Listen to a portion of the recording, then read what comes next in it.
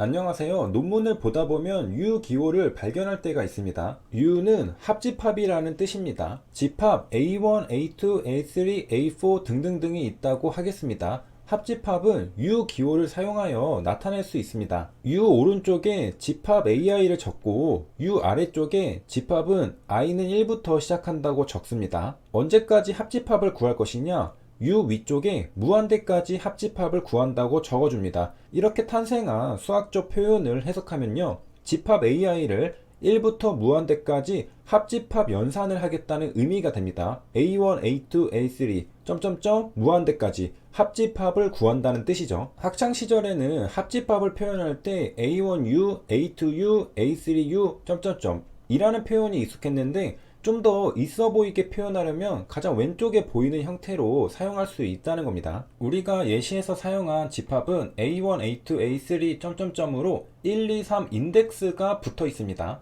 이렇게 인덱스가 붙은 집합을 말 그대로 인덱스 세트라고 부릅니다. 인덱스가 붙은 집합이니 인덱스 셋이구나, 영어로 이해하면 너무나 쉽습니다. 하지만 한글로는 첨수 집합이라고 부릅니다. 영어보다 한글이 이해하기 어렵죠. 첨수는 한자로 덧붙일 첨에 샘수를 씁니다. 숫자를 덧붙이다는 의미죠. 그래서 첨수한다는 것은 찾기 쉽게끔 1, 2, 3 점점점으로 색인 작업을 해 놓았다는 뜻입니다. 각각의 집합에 i라는 숫자 스티커를 모조리 순서대로 붙여버린 것이죠. 각각의 집합에 숫자를 대응시켜 놓았으니 이제는 각각의 집합을 전보다 더 찾기 쉬운 상태가 되었습니다. 한마디로 색인되었다는 뜻입니다. 대량의 정보들이 있을 때 우리는 흔히 색인을 통해 정보들을 깔끔하게 정리합니다. 도서관에 책을 순서대로 집어넣듯이 번호를 붙여주는 것이죠. 마찬가지로 다수의 집합을 다룰 때에도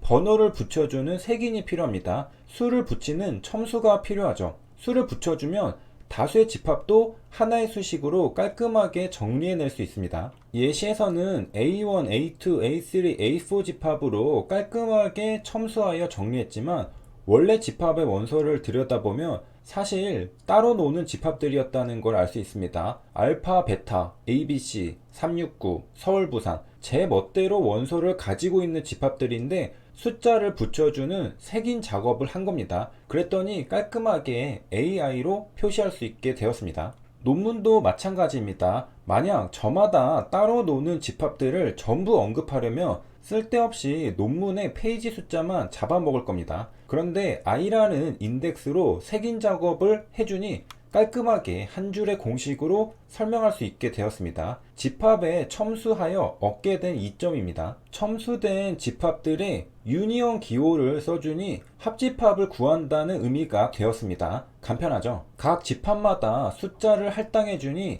합집합을 구할 때도 간단하게 U 기호 하나만 추가하면 됩니다. 처음 본 예시로 돌아와 보겠습니다. 집합 A, B, C, D 점점점이 있었습니다. 이 상태로는 유니온 기호를 사용할 수가 없었죠. 그래서 이들 집합에게 자연수 번호를 부여해 준 겁니다. 이 작업이 바로 첨수입니다. 인덱싱이죠. 그랬더니 순식간에 유니온 기호를 붙이면서 깔끔한 수식을 만들 수 있게 되었습니다. 첨수가 무엇인지 이해했다면 이어서 첨수족, 인덱스 패밀리도 쉽게 이해할 수 있습니다. 집합 A1, A2, A3 점점점이 모이면 패밀리라고 부르죠. 바로 이렇게 번호가 부여된 집합들이 모여있는 걸 첨수족이라고 부릅니다. 번호가 부여된 집합들의 모임이 첨수족, 인덱스 패밀리죠. 원소가 모이면 집합이고요. 집합이 모이면 패밀리입니다.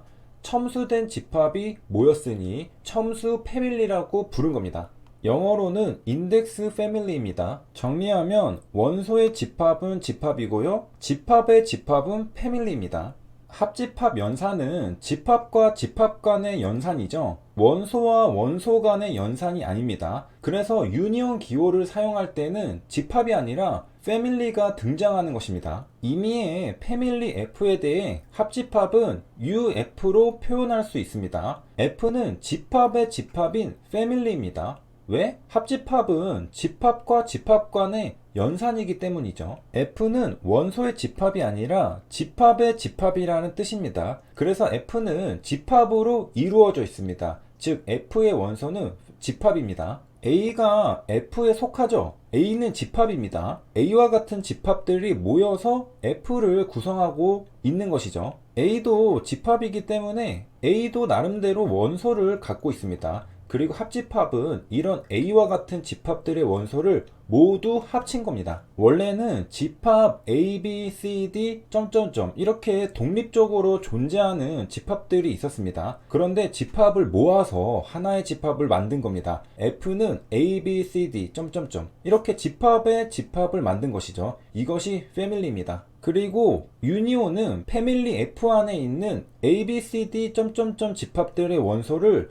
모두 합친다는 뜻입니다. 우리가 잘 알고 있는 합집합이죠. 유니온 기호 오른쪽에는 천수된 집합 AI, RI를 적을 수도 있지만 패밀리를 적을 수도 있습니다. 이해하기 쉽게 깔끔하게 정리해보면요. 첫 번째 예시에서는 유니온 AI로 첨수된 집합을 적었습니다. 집합 A1, A2, A3 점점점들의 합집합을 구하겠다는 것이고요. 두 번째 예시에서도 유니온 RI로 첨수된 집합을 적었습니다. 집합 R1, R2, R3 점점점들의 합집합을 구하겠다는 것이고요. 세 번째 예시에서는 첨수된 집합이 아닌 패밀리를 적었습니다. 패밀리 F 안에 있는 집합들, 예를 들어 A, B, C, D, 점점점들의 합집합을 구하겠다는 것입니다. 그러므로 유니온 기호 오른쪽에는 첨수된 집합을 적을 수도 있고 패밀리를 적을 수도 있다는 겁니다. 실무적으로 인덱스가 없다면 패밀리겠구나 이해하면 된다는 것이죠.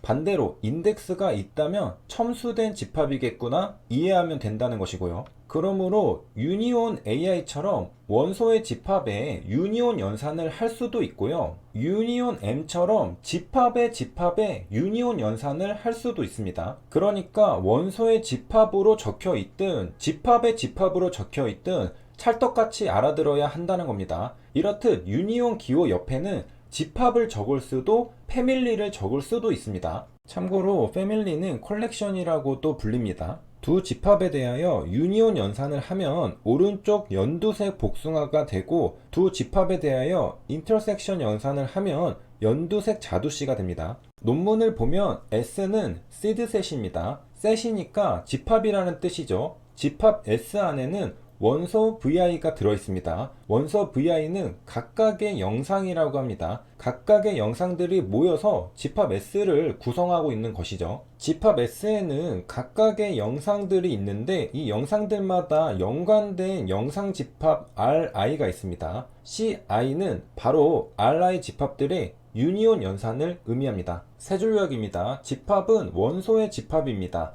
패밀리는 집합의 집합입니다. 인덱스는 번호를 부여하는 색인, 즉 숫자를 더하는 첨수입니다. 여기까지 시청해주셔서 감사합니다.